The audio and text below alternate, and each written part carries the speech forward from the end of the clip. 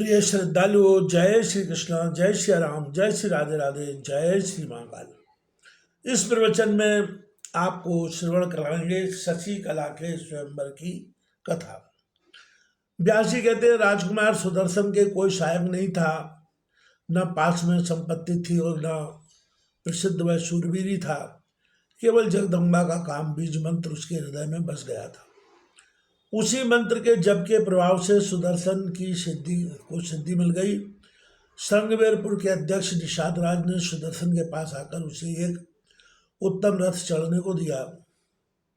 तत्पश्चात उत्तम व्रत का पालन करने वाले उन मुनियों ने मनोरमा से कहा, सुमुखी, अब तुम्हारा पुत्र भूमंडल का सम्राट होकर रहेगा।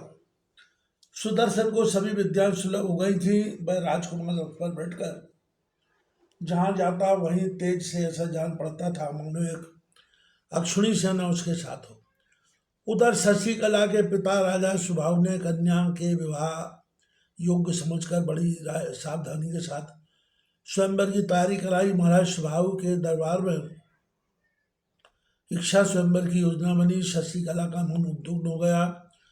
उसने अपनी एक सखी से कहा, तुम एकांत में जाकर मेरी माता से बात कह दो कि मैं अपने मन में ध्रुव संधि के कुमार को पति रूप से वरण कर चुकी हूँ। भगवती जगदम्बा की कृपा से वह राजकुमार मेरा पति बन चुका है। शशिकला की सखी की वचन सुनने के पश्चात रानी ने राजा सुभाव को सभी बातें कह सुनाई। सुनकर सुभाव बड़े आश्चर्य में पड़ गए। बार बार हंसते हुए से अपनी भार्या विदर्भ राजकुमार से सच्ची बातें कहने लगे। सुंदरी, तुम उस बालक के विषय में जानती हो ना? वह राज्य से निकाल दिया गया है, निर्जन मन में अकेले ही अपनी माँ के साथ रहता है। भला वह निर्धन छोकरा मेरी कन्या का पति होने का अधिकारी कैसे बन सकता है? तुम उनसे कह दो कि एक से एक संपत्तिशाली नरेश स्वयंवर में आने वाले हैं। यह सुनकर शशिकला ने उसी क्षण एक ब्राह्मण से प्रार्थना की कि आप इस प्रकार सुदर्शन के पास जाइए जिससे मेरे पिताजी इस समाचार को न जान सके, और सुदर्शन को मेरी ओर से कह दीजिए, माता पिता की सारी तैयारी मेरे स्वयंवर की हो चुकी है, किंतु मैं तो बड़ी प्रसन्नता के साथ सब तरह से आपको ही पति रूप में वरण कर चुकी हूँ। इस प्रकार कहने के बाद उस ब्राह्मण को दक्षिणा देकर शशिकला ने भरद्वाज मुनि के आश्रम में भेज दिया। वहां सुदर्शन को सारी बातें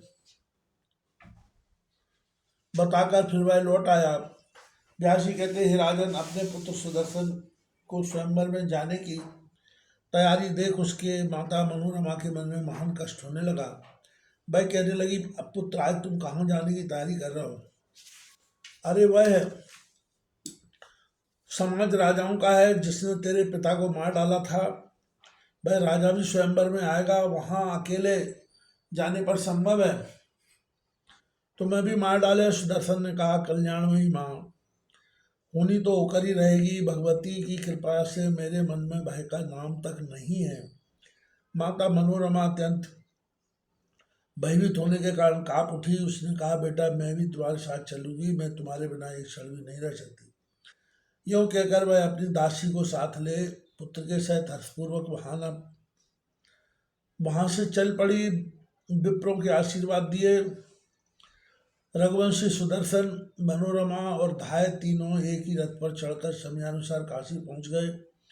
उनके आने का समाचार पाकर वहां के राजा सुभाव ने उनका स्वागत किया।